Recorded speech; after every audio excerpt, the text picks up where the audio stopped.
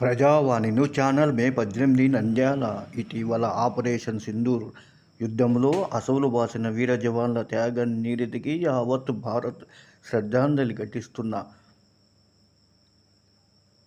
నేపథ్యంలో దేశవ్యాప్తంగా పలు నగరాల్లోనూ పట్టణాల్లోనూ తిరంగ యాత్ర నిర్వహిస్తోంది. ఈ కోవలోనే జిల్లా కేంద్రం నంద్యాల పట్టణంలో వీర జవాన్లకు అంజలి ఘటిస్తూ నంద్యాల ఎంపీ శబరి నేతృత్వంలో నంద్యాల జిల్లా కలెక్టర్ రాజకుమారి గనియాచే ఈ నెల 18న పట్టణ టెక్కే మార్కెట్ యార్డ్ నుంచి గాంధీ చౌక్ వరకు ఆపరేషన్ తిరంగ యాత్ర నిర్వహించారు.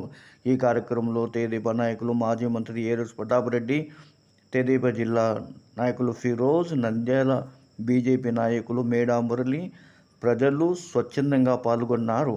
ఈ ఆపరేషన్ సింధూర్లో ప్రాణాలు పణంగా పెట్టిన వీర జవాన్ల మృతికి మా ప్రజావాణి న్యూస్ ఛానల్ శ్రద్ధాంజలి ఘటిస్తోంది.